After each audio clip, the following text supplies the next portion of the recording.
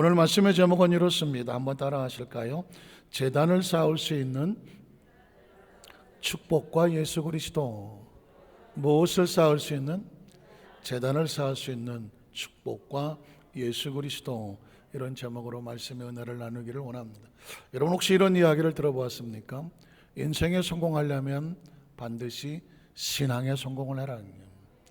어떤 인생이 하나님을 예배하는 신앙에 성공하지 아니하고 인생이 잘 되기를 바란단 말입니까? 그러니까 어떤 인생이든 신앙에 성공해야 인생에 성공할 수 있습니다. 그러면 질문하겠죠? 신앙은 어떻게 성공합니까?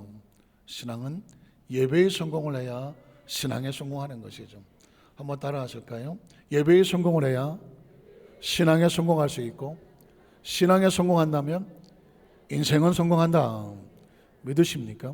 그래서 우리는 매 순간마다 예배를 드릴 때 예배는 우리의 신앙의 간증과 같고, 이 신앙은 우리의 삶을 이끌어가는 것이죠. 또 이런 말도 혹시 들어보셨나요? 인생은 두 번 태어난다. 한 번은 어머니 뱃 속에서 어린아이로 육체로 태어나는 것이죠. 우린 모두 다 그렇게 태어났습니다.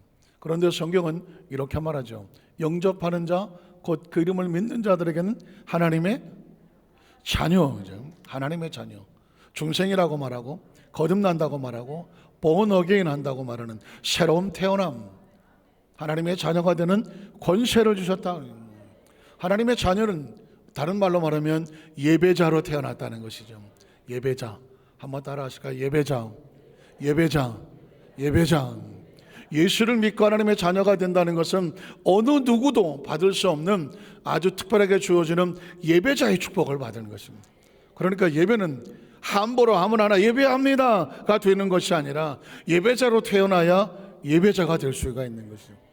오늘 말씀의 주된 포인트는 뭐냐면, 그러면 이 예배자는 누구든지 나 그냥 하나님께 예배할래요 하면서 예배자가 될 수 있는지, 아니면 성경을 보면 하나님께서는 예배자를 특별히 정하시고 예배의 축복을 주시고 그들에게 예배를 허락하셨는지, 우리는 성경을 통해서 한번 살펴보기를 원합니다. 우리 첫 번째로 하나님께 제단을 쌓을 수 있는 선택과 복을 받은 사람들입니다.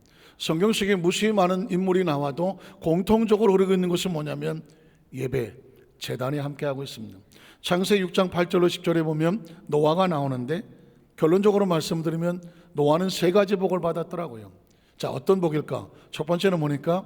야훼께 무엇을 얻었더라? 은혜를 얻었더라. 그 시대 사람들이 모두 범죄하고 홍수의 심판 가운데 멸망할 처지에 하나님은 한 사람을 찾았는데 은혜 받은 사람이지, 노아였었습니다. 저는 우리 여도수마사교회 우리 모든 성도들, 예배에 참석한 모든 성도들이 시대가 아무리 약해진다고 할지라도 그는 은혜를 받았더라요. 은혜 입은 자더라요. 은혜가 함께 하시기를 주의 이름으로 축복합니다. 성경은 노아를 계속 이렇게 말하고 있습니다. 그 다음 절에 보면 이것이 노아의 조건이라. 노아는 의인이고 은혜 받은 사람은 의인이고 당대의 완전한 자라. 그는 하나님과 어떻게 했다는, 동행했다는 것이죠. 얼마나 눈물 나는 단어입니까? 하나님과 동행하는 노아, 그의 삶 가운데 의롭다고 인칭받은 노아, 그걸 완전하다고 말하는 노아의 삶, 이게 첫 번째 받은 노아의 축복이죠.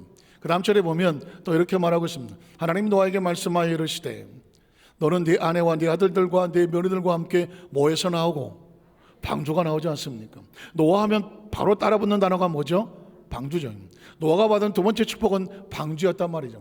그 시대가 모두가 홍수로 심판을 받을 때에 하나님께서 노아에게 너를 위해서 방주를 지어라. 방주는 사명과 같고 직분과 같은데 방주 때문에 누가 살았습니까? 노아가 살죠. 방주 때문에 노아의 가족들이 살아난단 말입니다. 그러니까 노아가 받은 두 번째 축복은 뭐냐면 사명과 직분과 같죠. 방주가 그를 살렸습니다. 자, 방주에서 나오고 그 다음 절에 보면 너와 함께한 모든 여력에 있는 생물, 곧 새와 가축과 땅에 있는 모든 것들을 다 이끌어내라. 이것들이 땅에서 생육하고 땅에서 번성하리라 하시매. 노아가 그 아들들과 그의 아내와 그 며느리들과 함께 나왔고 땅 위의 동물 곧 모든 짐승과 모든 기는 것과 모든 새도 그 종류대로 방주에서 나왔더라. 노아는 받았던 두 번째 축복은 방주입니다. 그렇다고 한다면 세 번째 축복은 뭘까요? 사실은 이게 중요한 거거든요. 그 다음 절에 보면 뭐라고 말할까요? 노아가 야훼께 무엇을 쌓고? 제단을 쌓고 있었습니다. 제단은 일단 하나님께 나아가서 예물을 드리며 하나님과 교통하며 교제할 수 있는, 제단이란 단어는 다시 말하면 이 신약시대 예배와 같은데, 하나님이 어떤 발등상, 보이지 않지만 발등상 앞에 엎드려서 그의 발등상에 우리의 입술을 맞추면서 존귀와 찬양을 올려드리는 그 모든 예배 행위를 제단을 쌓는다고 말하는 것이거든요. 그런데 하나님께서 허락하지 않으면 누가 그 앞에 엎드려서 제단을 쌓는단 말입니까? 노아가 받은 축복은 의인이요 당대의 완전한 은혜와 함께, 방주도 축복이지만 그의 평생의 삶은 뭐냐? 예배드리는 예배자로 복을 받았다는 것입니다. 예배자의 복을 받았다. 제단을 쌓고 모든 정결한 짐승과 모든 정결한 새 중에서 제물을 취하여 번제로 제단에 드렸다라는 것입니다. 자, 그러면 노아에게 주어진 축복만 끝이 날까요? 시대는 바뀌어서 아브라함의 시대가 다가옵니다. 여러분, 성경 속에 누가 나오든 간에 가만히 살펴보십시오. 이 사람은 어떤 복을 받았나? 그리고 과연 예배자로 부름을 받았을까? 창세기 12장 1절로 4절에 보면 저 유명한 아브라함의 이야기가 나오면 가장 먼저 나온 나라가 창세기 12장 1절로 4절이거든요. 혹시 여러분 기억하십니까? 정희 목사님께서 살아생전에 늘 여의도강단의 말씀을 선포하실 때 늘 빠지지 않는 사람의 믿음의 조상 아브라함이었습니다. 창세기 12장 1절로 4절은 귀에 못이 박히도록 들었습니다. 한때 제가 신학생 때 목사님은 저 성골 구절밖에 모르나? 왜 믿음의 조상은 만날 단골로 나오나? 세월이 지나서 그 말씀의 깊이를 알았어. 왜냐하면 믿음의 조상 아브라함이 하나님 앞에 복 있는 자가 반드시 돼야 성경은 말하기를 네 자손에게도 복을 줄게 했었습니다. 그러니까 믿음의 부모가 된다는 것, 복의 근원이 된다는 게 얼마나 중요한지가 이 성경 구절에 절절히 나오고 있습니다. 확인해 볼까요? 야훼께서 아브라함에게 이르시되 너는 너희 고향과 친척과 아버지의 집을 떠나 내가 네게 보여줄 땅으로 가라. 그리하면 내가 너로 큰 민족을 이루고 내게 복을 주어 내 이름을 창대하게 하리니 너는 복이 될 것이다. 다 아는 이야기죠. 너를 축복한 자에게 너에게 복을 내리고 너를 저주한 내가 저주하리니 땅의 모든 족속이 너로 말미암아 복을 얻을 것이다. 그리고 네가 복을 받으면 너와 함께하는 너의 자녀들, 너의 자손들이 뭐가 된다? 복이 임하게 된다는 것입니다. 그러니까 지금 이 순간에 나라는 존재가 얼마나 중요합니까? 내가 복을 받은 자가 되어야 나와 함께 나의 모든 공동체가 복을 받으며 내 자녀들이 복을 받지 않겠습니까? 그랬더니 아브라함이 어떻게 합니까? 4절에 보니까 이 아브라함이 야훼의 말씀을 어떻게 했다? 따라갔다라는 것이죠. 그래서 그가 복인 자의 삶을 선택해 가는 것이죠. 성경은 이 아브라함의 복을 여기서 끝내지 않습니다. 7절로 9절에 보니까 이렇게 말합니다. 야훼께서 아브라함에게 나타나 이르시되 내가 이 땅을 누구에게 줍니까? 자손에게. 왜 줍니까? 아브라함이 복 있는 자가 되어서 내가 너로 복을 근원으로 삼고 땅의 모든 족속이 너로 말미암아 복을 받는데 제일 중요한 건 뭡니까? 너와 내 자손에게 이 땅을 주리라 하시는. 성경은 계속 이어집니다. 자기에게 나타나신 야훼께 그가 그곳에서 무엇을 쌓습니까? 제단을 쌓습니다. 어디서 봤습니까? 노아가 방주에서 나와서 무엇을 쌓고 제단을 쌓다는 이 이야기는 예배자로서 허락을 받은 것이죠. 선택을 받은 것이죠. 복을 받은 것입니다. 아브라함도 마찬가지였습니다. 우리는 노아나 아브라함이나 그가 하나님의 사람들로서 어떻게 해서 우리가 부러운 게 아니에요. 다 부럽긴 하지만 진짜 부러운 건 뭐냐? 예배자로 부름을 받은 것입니다. 하나님께서는 아브라함에게 제단을 쌓을 수 있는 복을 주셨습니다. 계속해서 성경은 이어집니다. 거기서 베델 동쪽 산으로 옮겨 장막을 치니 서쪽은 베델이요 동쪽은 아이란. 그가 그것에서 야훼께 또 무엇을 쌓고 제단을 쌓고 무슨 이름을 부르더라? 하나님의 이름을 불렀습니다. 그러니까 아브라함의 축복된 삶의 근원이 뭔가, 뿌리는 뭔가, 끊임없이 계획된 제단을 쌓는 것입니다. 하나님과 교통하는 것입니다. 그 이름을 높이 부르는 것입니다. 예배하는 것입니다. 크리스찬의 가장 강력한 이 축복과 능력의 흐름은 어디서 오느냐? 예배에서부터 시작하는 거예요. 예배자로 부름을 받으면 그 예배 가운데 임하는 능력을 통해서 하나님께서 그로 인도하시는 것이죠. 아브라함에게 가장 흐르는 축복은 뭐냐? 그가 움직이는 곳마다 예배가 쌓여졌다는 것이죠. 야훼 이름을 부르더니 그 다음 절에 보면 점점 남방으로 옮겨갔더라. 어느 곳을 어떻게 가냐는 별로 중요하지 않습니다. 그가 거기서 무엇을 했느냐? 무엇을 했을까요? 제단을 쌓았다는 것입니다. 창세기 13장 1절로 4절에도 보면 아브라함의 애굽에서 그와 그의 아내와 모든 소유와 롯과 함께 네겝으로 올라가니 아브라함의 가축과 은과 금이 풍부하였더라. 그가 네게비로부터 길을 떠나 베델을 이루며 베델과 아이사의 고천에 장막 졌던 곳에 이르니 거길 왜 갔을까요? 그가 처음으로 뭐 한 곳입니까?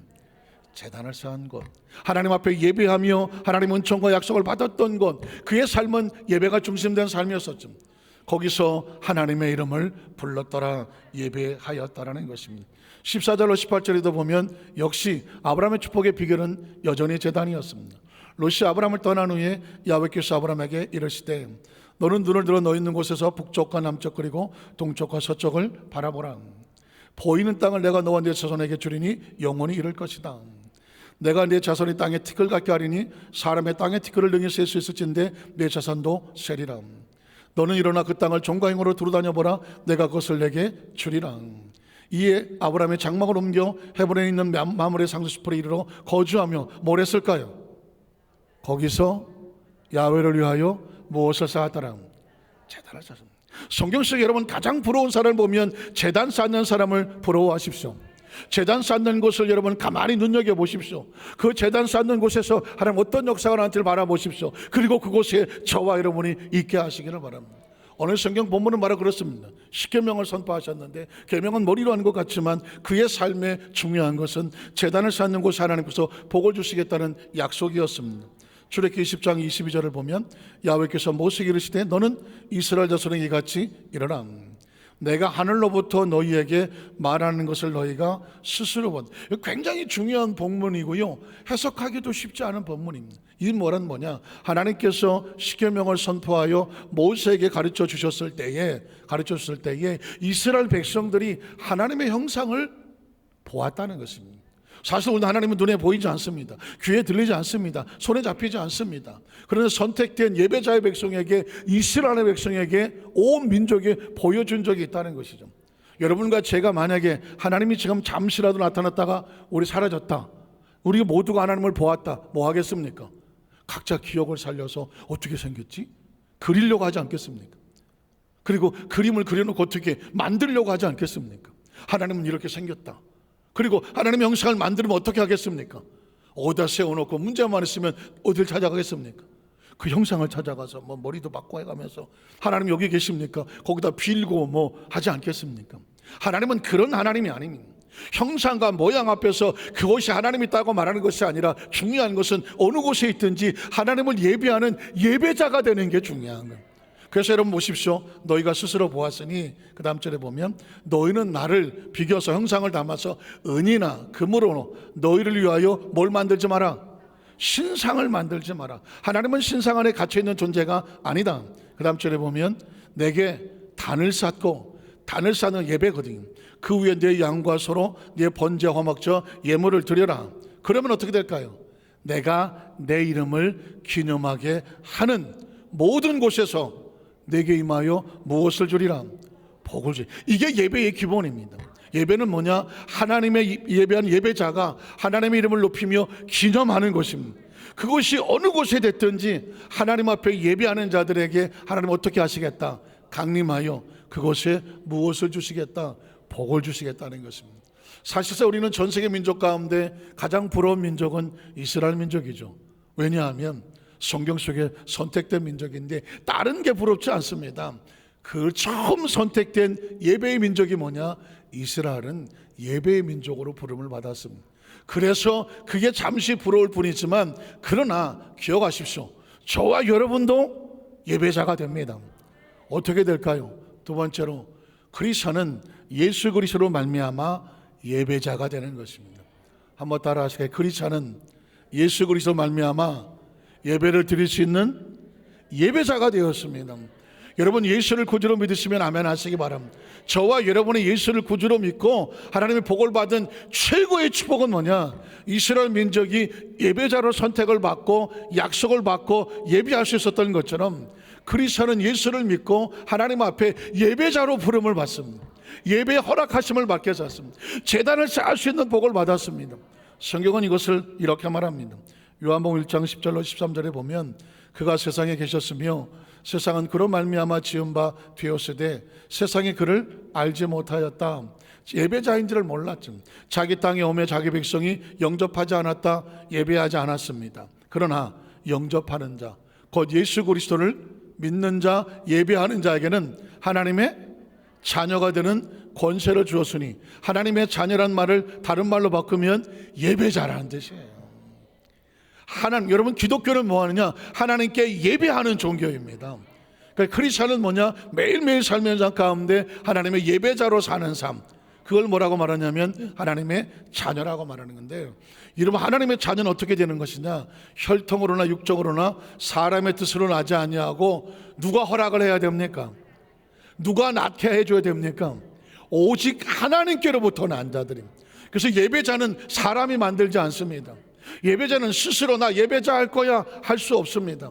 하나님께서 나게 하셔야 되는 겁니다. 하나님이 만들어 주셔야 되는 것입니다. 그럼 다시 한번 예수님을 구주로 믿으시면 아멘 하시기 바랍니다. 그러면 저와 여러분이란 존재는 예배자로 선택되는 축복을 받았다는 것이죠. 이건 사람이 준 게 아니라 누가 준 거라고요? 하나님께로부터 난 자들입니다. 요한복음 3장 14절로 16절에 보면 모세가 광야에서 뱀을 든 것 같이 인자도 들려야 하리니 이는 그를 믿는 자마다 무엇을 얻게 하려 하심? 영생을 얻게. 영생이 뭘까요? 영원히 사는 것을 말하는 거예요. 영원히 사는 것을. 제가 지난주에 유초등부 학생들에게 성경학교 개회 예배를 하면서 우리 친구들에게 하나님에 대해서, 예수님에 대해서, 성령님에 대해서 말씀을 하다가 이 친구들에게 영생을 설명을 해야 되겠는데 이렇게 물었습니다. 앞에 있는 친구에게, 야, 너는 몇 살까지 살고 싶니? 몇 살까지? 그 애들이니까 1000살이요 뭐 이럴 줄 알았어. 몇 살까지 살고 싶니? 했더니 영원히요. 영원히 살고 싶다 그러고. 그래서 여자에게 물어, 너는 몇 살 살고 싶니? 했더니 저는요 평생 안 죽고 평생 그냥 살고 싶대. 그때 제가 섬찟했습니다. 야, 얘네들은 영원히 살고 싶구나. 그래서 아주 어린애에게도 물어봤어. 너는 몇 살까지 살고 싶어? 그랬더니 저는 영원히 살고 싶어요. 그래서 저는 그때 섬찟함을 느꼈습니다. 이 유초등부 아이들은 그냥 영원히 살라고 작정한 아이들 같아. 와, 생명은 이런 거예요. 나이에 상관없이 이 생명은 태어나며 존재하면서 사라지고 싶지가 않은 거예요. 생명은 영원히 존재하고 싶은 거예요. 그래서 여러분, 예수님이 이 땅에 오셔서 우리에게 주는 가장 축복된 단어가 뭐예요? 믿는 자마다 멸망하지 아니하고 영생. 어린이든 누구든 영원히 살고 싶어하는 가장 중요한 축복이 영생이기 때문에 영생을 얻게 하려 하심이라 그래요. 그런데 여러분, 영생이 예배 없이 영원히 살아보세요. 영생의 의미가 있습니까? 제가 말씀을 묵상하다가 그래, 영생이란 그냥 무의미하게 영원히 안 죽고 오래 사는 게 영생이 아니야. 영생은 뭐냐? 영원히 하나님과 온전한 관계 속에서 예배자로 사는 게, 그게 진정한 축복의 영생인 거예요. 영생을 얻는다, 하나님을 예배하시는 예배자로서 영원히 살게 하여 주시옵소서. 그게 천국인 거예요. 여러분 보십시오. 천국과 지옥을 얘기할 때 지옥도 영생입니다. 영원히 안 죽으면 영생이지 뭐. 단어 그대로 말하면 endless life, eternal life, 끝이 없는 생명이에요. 근데 이 생명은 뭐냐? 지옥은 뭐가 없느냐? 뭐가 없을까요? 예배가 없는 것이죠. 예배가 없는 것이, 하나님과 단절된 것이 지옥이죠. 영원히 살든 어떻게 살든 간에 하나님과 단절되어 예배가 없는 것은 지옥입니다. 그러나 천국은 딴 게 아닙니다. 기와 요천 만보라고 뭐 빛과 번쩍 휘황찬란 이런 게 천국이 아닙니다. 영원히 살되 뭐가 있는 곳? 예배가 있는 것이죠. 예배란 하나님과 온전한 관계 속에서 교통하며 교제하며 하나님과 더불어 동행하는 것, 이게 예배거든요.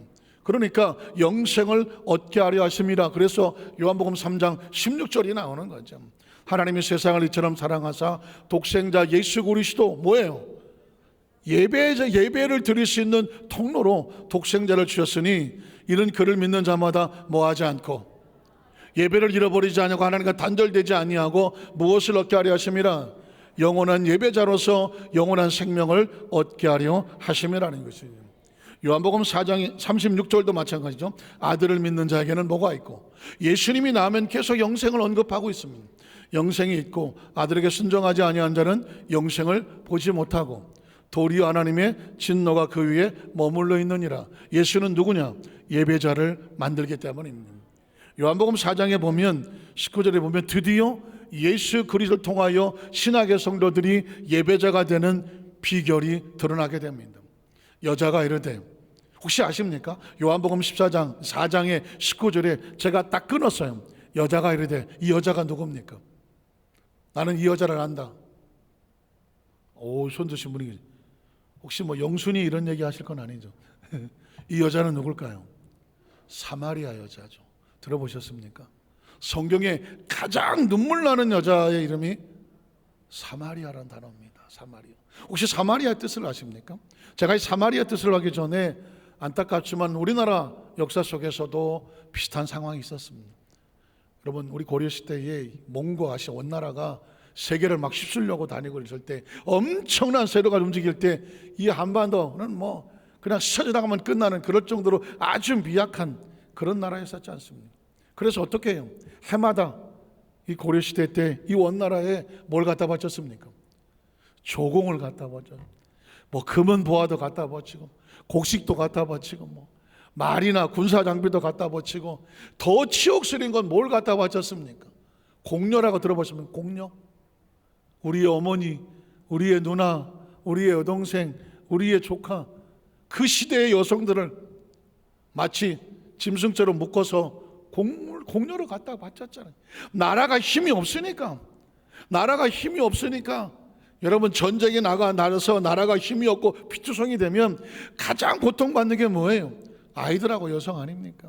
그 시대의 남자들이 나라가 약해서 하기도 하지만 얼마나 무기력하고 무능력해서 그 땅의 많은 여인들을 피투성이로 원나라에 보내지 않았습니까? 그 원나라에 끌려가서 정말 짐승 같은 피투성이로 찢어지고 나가 떨어진 그 비참한 삶을 살았어요. 그 여인들이 살았다면. 그리고 세월이 지나서 몰래 또 도망쳐 나온 사람도 있고, 병들어서 쫓겨난 사람도 있고, 나이 먹어서 쓸모없다고 쫓아낸 사람도 있었어. 그 사람들은 오직 자기 나라로 돌아오는 거야. 고래로 돌아오는 거야. 돌아와서 친정으로 돌아오는 거야. 친정 어머니, 친정 아버지, 친정 오빠, 동생들을 보러 오는 거야. 그래서 그 사람들을 뭐라고 말하냐면, 돌아온다, 고향으로 돌아온다, 환향이라고 썼어. 환향녀라고 썼어. 환향녀. 다 여인들이었어. 그 사람들은 피투성이가 돼도 오면 마을 사람들이, 가족들이 진짜 안아주고 품어주고 할 줄을 알았어. 그런데 막상 돌아와 봤더니 다 뭐라고 말해? 아유, 저 원나라에 끌려가서 몸도 버리고 뼈다고 막 부정하고 지저분하고 말이야. 아유, 저런 게 왜 돌아왔어? 동네 사람들은 외면을 하고 돌을 집어 던지고 쫓아냈어. 그 집안에 혹시 자기 집안에 그런 환양녀가 있다고 소문날까 봐 받아주지도 않았어. 피투성이로 피눈물을 흘리면서 그 동네를 떠나면서 수많은 사람들이 죽었어. 그 사람들이 환양녀고, 그 돌 던진 사람들이 그들을 향해서 환양년이라고 불렀어. 환양년이라고. 그 사람들이 무슨 죄가 있어?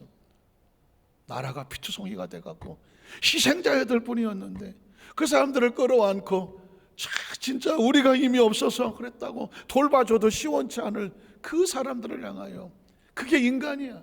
그게 인간. 사마리아는 그런 뜻이에요. 유대 역사 속에 보면 유대라는 지파가 하나가 있고 나머지 지파는 이스라엘 집 북이스라엘, 남유대 북이스라엘이라고 있어. 그런데 유대는 바벨론이라는 나라에 망했고 이스라엘은 아수르에게 망했어. 다 포로가 됐어. 그런데 다행히 유다는 바벨론이라는 나라가 포로 정책을 너희끼리 같이 집단으로 살아라, 그래서 종족이 보존이 됐어. 그런데 북이스라엘은 그 이스라엘의 여자들을 갖다가 다 흩어서 아수르 남자한테 다 집어 던져 버렸어. 그 아수르 남자에 집어 던진 여자들은 그래도 살아야 되니까 어떻게 살아? 그런 남자를 통해서 태어난 자식이지만 내 새끼라고 끌어안고, 그것들을 끌어안고 살아남았어. 피투성이로 살아남았어. 그리고 세월이 지나서 포로에서 귀환이 돼서 다시 가나안 땅으로 돌아왔어. 가나안 땅에 돌아왔더니 유대 지파에서, 유다가 그 지파에서 우리는 피를 보존한 포로가 되었다 하지만 피를 보존했다고 우리는 순수한 유대인이라고. 아수리에 섞여서 피투성이도 돌아온 그 여인들이, 그리고 그 자식들은 너희는 부정한 자식들이라고. 돌 던져서 옆에 오지도 못하게.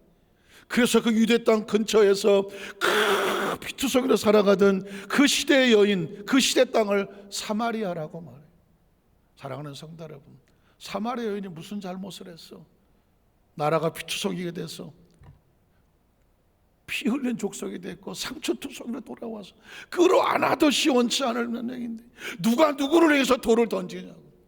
예수님은 이 상황 속에서 사마리아 여자를 찾아가. 유대인들은 사마리아 사람들하고 섞이고 싶지 않아서 그 근처를 지나가 돌아다녔다고 말했어. 사마리아 여인은 자기들이 그런 취급을 받기 때문에 유대인에 가면 가서 환영도 못 받기에, 유대의 여인들은 더우니까 날이 서늘해지면 우물가에 가서 물을 허는데 사마리아 여자들은 갈 수가 없어. 아무도 안 오는 난 12시 땡볕에, 그 사막 같은 땡볕에 가서 물을 길러 다녔어. 왜? 먹고 살아야 되니까. 먹고 사네. 그게 사마리아예요. 여러분, 성경 속에 예수님이 왜 이 땅에 오셨을까? 이스라엘 민족 선지자들도 많고 뭐 성경도 똘똘하게 잘 알고 하는데 왜 예수님이 이 땅에 다시 내려왔을까? 아니, 하나님이 왜 육신을 입고 이 땅에 다시 오셔야 됐을까? 예수 믿고 구원받은 하나님 백성은 그렇게 사는 백성이 아니야. 네가 좀 잘났고 네가 좀 잘났다고 그 서로 비판하고 정죄하고 돌더니, 네가 잘났으면 얼마나 잘나, 네가 깨끗하면 얼마나 깨끗해. 서로 피차에 돌 던지고 살지 말라고 예수님이 오셔서 새로운 방향을 열어주셔서 그걸 복음이라고 말해요. 현장에 가늠아 잡힌 여인이 왔을 때도 다른 사람들 율법에 돌을 던지자고 다 그랬지만 너희 중에 죄 없는 자 있으면 돌 던져봐. 누구도 돌 던질 수 없었어. 그게 복음이야. 저와 여러분은 다 도토리 키재기야. 우리가 깨끗하면 얼마나 깨끗해, 우리가 의로우면 얼마나 의로우냐고. 다 거기서 거기야. 예수님은 우리에게 말하는 것은 너도 죄인이고 너도 죄인이야. 너희는 비판에 정죄하고 서로 손가락하며 누가 더 깨끗하냐, 이따위 짓 하지 마. 뭐하냐? 피차에 긍휼히 여겨지고 불쌍히 여겨주고, 나도 죄인이요 당신도 죄인이요. 우리는 하나님의 은혜로 살아가는 하나님의 자녀들일 뿐이요. 그러니 어떻게 서로 긍휼히 여겨주라. 그걸 회복을 시켜주는 것이 바로 예수 그리스도고, 진정한 기독교는 복음인 것이고, 서로 사랑과 은혜만 있지 비판과 정죄가 없는 것이 뭐야? 그게 기독교인 거예요. 그게 크리스찬인 거예요. 자, 그러면 이제 대화가 어떻게 진행되는지를 보세요. 여자가 이르되 주여 내가 보니 선지자로소이다. 우리 조상들은, 사마리아 사람들은 유대인들의 틈에 섞여 살지도 못하니까 저쪽에다가 산을 하나 놓고 우린 여기서 예배하였는데 유대 지파 당신들의 말은 예배할 곳이 예루살렘에 있다고 하더이다. 사마리아 오지도 마. 예루살렘 여기서 예배드려야 하나님이 받으시는 거야. 저 부정한 것들이 왜 여기 와서 예배드려? 하고 사마리아인들은 오지도 못하게. 그래서 사마리아는 여기 오지도 못하고 저 구덩이에다 산 하나 가서 우린 여기서 따로 예배를 드려. 이게 그 당시에 그게 하나님을 믿는다고 하는 신앙의 모습이었어. 이 여인은 지금 그걸 묻는 거예요. 그렇게 하더이다. 그랬더니 그 다음 절에 보니까 예수께서 이르시되 여자여 내 말을 믿어라. 이 산에서도 말고 저 예루살렘에서도 말고. 그런 서로 비판하고 정죄하고 손가락 까지며 그 따지는 장소가 문제가 아니야. 장소가 문제가 아니라 너희가 아버지께 예배할 때가 이른다. 그 예배는 뭐냐? 장소가 아닌 진정한 예배자로 새로 선택할 때가 이른다. 그 다음 절에 보면 너희는 알지 못하는 것을 예배하고 우리는 아는 것을 예배하노니 이는 구원이 유대인에서 납니다. 유대인이 구원의 통로가 되는 것이 아니라 유대인이 예배자로 제일 먼저 선택을 받았기 때문이에요. 구원은 예배자로부터 나오는 거예요. 아버지께 참되게 예배하는 자들은 영과 진리로 예배할 때가 오나니 곧 이때라. 곧 이때가 뭐야? 예수를 메시아를 만나서 예배자의 모습으로 하나님의 자녀가 되는 권세를 얻을 때, 권세를 얻을 때가 온다는 거죠. 아버지께서는 자기에게 이렇게 예배하는 자들을 찾으신다. 예배자를 찾지 이 산이냐 저 산이냐 찾지 않아. 장소가 중요한 게 아니야. 중요한 것은 진정한 예배자, 은혜를 알고 하나님 앞에서는 예배자를 찾는 거예요. 그래서 그 다음 절에 보면 하나님은 영이시니 예배하는 자가 무엇으로? 영과 진리로 예배할지니라.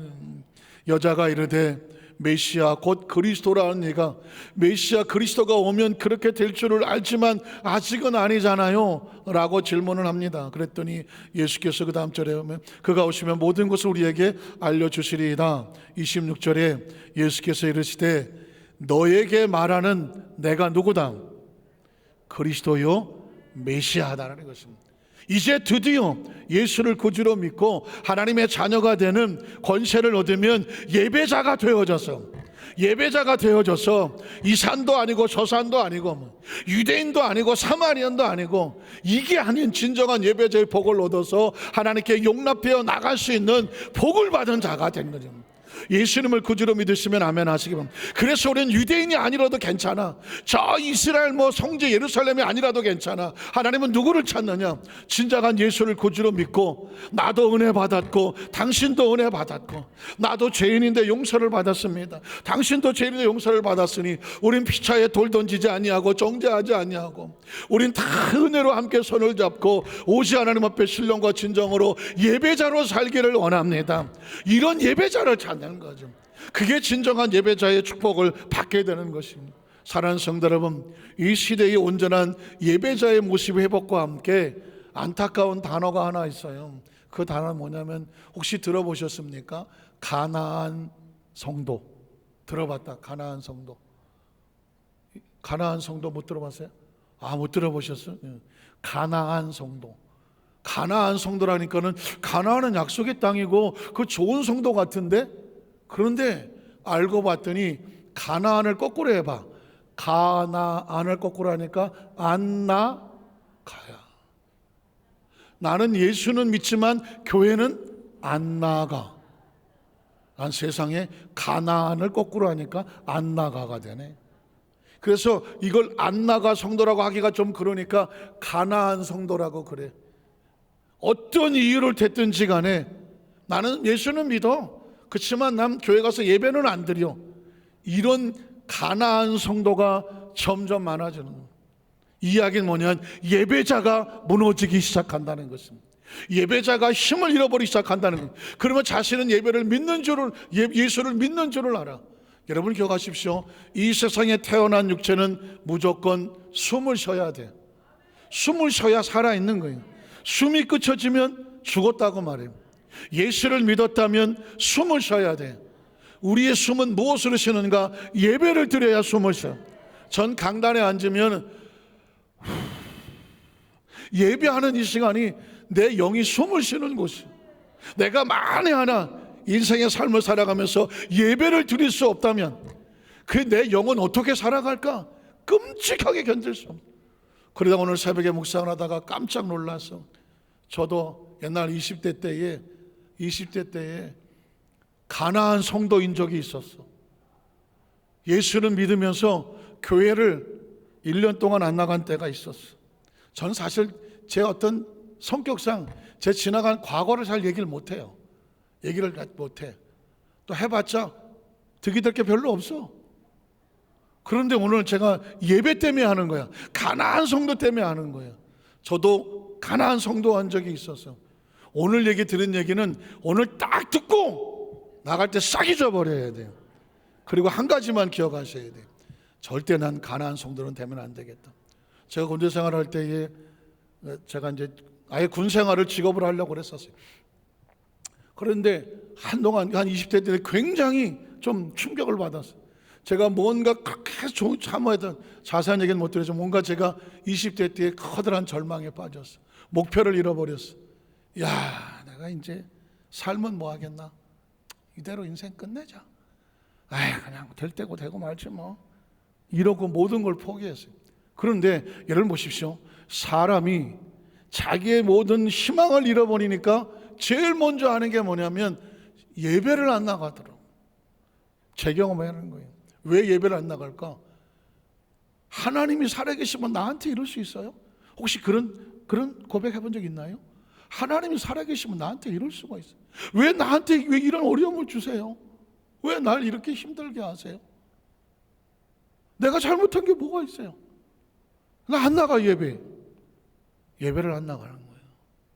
예배를 안 나가니까 그전엔 제가 그 예배를 지키고, 그리고 어떤 다른 유혹이 많아서 퇴근하면 무조건 영어 공부하러 가고, 남은 시간을 가서 공부를 하고, 저녁에 와서 좀 자고, 뭐 이런 생활을 했는데, 예배를 놔버렸어요. 제가 예배가 놔지니까 그 다음에는 공부를 하면 뭐 하나, 그냥 학원도 내려놓고. 그랬더니 이제 주위에 동기나 뭐 후배 선후배들이 그러지 말고 우리 당구나 치러 가자. 당구? 뭐 당구 쳐서 뭐 나쁠 거 있나? 그래, 당구 치러 가자. 이제는 내가 모든 걸 내려놨으니까 그래, 당구 치러 갔어. 그랬더니 이것들이 보니까 당구가 칠 때마다 담배 한 보루씩 내놓게 내기를 하더라고. 그래서 뭐 담배는 안 피지만 뭐 내기는 또 그래야죠. 그래서 이것들이 당구 치는데 왜 이렇게 담배를 많이 피는지, 나도 담배를 폈어. 나가면서 잊어버리세요. 그랬더니 또 당구를 끝났더니 야, 술이나 한 잔 먹으러 가자. 이미 벌써 난 예배를 놓치니까 내 인생은 마치 줄이 끊어진 연과 같아. 가자면 가는 거지 뭐. 그러면 술 먹으러 가자. 끝나고 잊어버리세요. 또 술 처먹고 다니고. 그랬더니 이게 치는 게 많더만. 당구 치고 술 처먹고, 그러다가 또 뭘 하나 했더니 고스톱 치러 가자 그러네. 오? 끝나고 잊어버리세요? 아니 갔더니 또 고스톱을 치네. 나 화투장을 뭐 처음 만져봤지만. 그러니까 이게 사람이, 제가 예배를 놓치니까 중심을 잃어버리고 하나님을 떠나니까 포기하기 시작하는 거예요. 술을 먹던 뭐 담배를 피던 뭐 고스톱을 치던. 난 그때 처음 알았네. 따따버리다는 등 뭐 흔들었다는 등 뭐. 우리 교회 성도들은 이런 얘기를 해도 전혀 반응이 없어. 우리 교회는 오직 기도와 말씀과 전도에는 아무것도 안 하기 때문에 제가 이런 얘기를 해도 전혀 반응이 없는 거 예상은 했어. 예상은. 어쨌든 그래, 그냥 어쨌든 그렇게 1년이 지나갔어. 1년에 속은 썩어 들어가는 1년이 지나갔어. 어느 날 술집에 가서 외상값을 갚아요. 그동안 다 외상으로 먹은 거니까. 월급날 가서 월급 받아갖고 갚으려고 봤더니 술값보다 더 나왔어. 술을 얼마나 처먹은 거야 이거는. 네가 사고 내가 사고 했겠죠. 어쨌든 그래갖고는 정신이 번쩍 나는 거야. 내가 이대로 살면 폐인이 되겠구나. 그런데 마침 어느 날 하는 새벽에 막 비몽사몽간에 교회 종소리가 들리는 것 같고 막 그러는데, 저는 이때까지 살면서 하나님이 주신 음성 가운데 이게 있어. 너 거기서 뭐 하냐? 한번 따라 하실까요? 너 거기서 뭐 하냐? 전 살면서 몇 번 들었는데 정신이 번쩍 나더라고. 너 거기서 뭐 하냐? 알죠. 난 크리스찬이야. 난 예수 믿잖아. 그런데 교회를 안 나가잖아. 예배를 잃어버렸잖아. 세상에 아무리 돌아다녀봤자 무슨 여기에 무슨 소망이 있어, 희망이 있어. 울면서 하나님 내가 갈게요. 가요. 가는데 힘이 없어. 그때 내가 정신을 바짝 차리고 무엇부터 회복을 해야 되겠어요? 예배가 회복이 돼야 돼. 내가 어디서부터 잘못됐나? 예배가 무너지니까 인생이 무너지더라고. 이대로 놔두면 엉망진창 되겠더라고. 예배를 회복해야 되겠구나. 다시 주의를 회복하고 예배를 회복하고 사명을 회복하고 직분을 회복하고 헌신하기 시작을 하면서 예배가 중심을 잡으니까 생활이 정리가 되기 시작하며 유혹이 끊어지기 시작을 하고 정신을 똑바로 차려지기 시작하며 하나님 앞에 다시 기도줄이 쓰기 시작하고 인생의 진로를 열어가게 될 때 어떻게 했으면 좋겠습니까? 그때 보았던 또 환상 하나가 군대 오기 전에 교회에서 크리스마스 준비하고 아이들 가르치고 성가대 지휘하고 했었던 그런 모습이 보이면서 주시는 음성이 있었어. 너는 저기 있어야 돼. 저는 저기 있어야 돼. 그때 또 울면서도 하나님 글로 갈게요. 그래서 군대 생활을 정리를 하고 하나님 걸로 갈게요. 그 예배 하나 보고 달려나왔어. 그 예배 하나 붙잡고 달려나왔어. 세월이 수십 년 지나서 그 예배가 나를 살리고 예배가 나를 붙잡고 지금은 예배를 인도하는 자가 됐지만 지나간 삶을 뒤돌아봤더니 그 힘든 시기 고비마다 살아남은 이유는 뭐냐? 예배였어. 저는 우리 여두수만사교회 성도들에게 지금 이 순간에도 아마 잘 예배드리는 성도들도 있고 정말 힘들고 어려워서 피투성이 같이 근근히 예배를 붙잡는 성도들이 있는데 반드시 기억하십시오. 예배에 성공을 해야 신앙이 성공을 해요. 그 신앙이 성공해야 내 인생의 세월이 지난다에 보면 하나님 앞에 있어. 지금 이 시간이 코로나 시대에 수많은 예배자들이 무너지고 있다고 하는 안타까운 소식들이 들려와. 오늘에서 영상으로 예배를 드리는 가운데 비대면 예배 드리는 가운데 성도 가운데서도 저는 간절히 외칩니다. 예배를 회복하셔야 돼요. 예배를 회복하셔야 돼요. 에스겔 16장에 보니까 예루살렘 성이 하나님 앞에 타락해서 무너졌어. 하나님의 심판을 피투성이로 나가들어서 그때 하나님께서 하시는 말씀 하나가 있더라고. 너 지금 예배가 무너져서 네 삶이 무너졌지만 피투성이가 되더라도 반드시 살아남아. 피투성이 돼도 반드시 살아남아서 생명이 붙어있거든. 예배를 붙잡아라. 하나님을 붙잡아라. 그러면 지금은 무너진 것 같아, 지금은 쓰러진 것 같아. 그러나 다시 회복하여 일어설 수 있는 길은 예배를 통해서 주신다고 말했습니다. 저는 우리 여두수만사교회 모든 성도님들, 하나님은 하나님의 자녀되는 권세자를 예배자라고 불러. 그 예배자가 하나님을 기념하는 곳에 내가 반드시 강림하여 복을 주시겠다고 약속을 해 놓았어. 예수의 그리스도는 저와 여러분을 예배자로 만들어 주시는 분이요, 그 예수 이름으로 예배를 드리고 예수 이름으로 찬양을 하고 예수 이름으로 기도를 하고 예수 이름으로 우리는 하나님 앞에 나아가는 사람들이 간절히 바라기는 누구나 다 힘들고 어려운 고비도 있고, 제가 참 부끄럽고 힘들었던 지나간 과거를 잠시 1년 동안 있었던 얘기를 들었지만 어려운 마음으로 드린 거예요. 왜냐하면 단 한 사람이라도 우리 성도들 가운데 가난한 성도는 절대 없기를 바라면서 하나님의 예배자로 반드시 승리하고 성공하시기를 주의 이름으로 축복합니다. 기도하겠습니다. 하나님 아버지 감사합니다.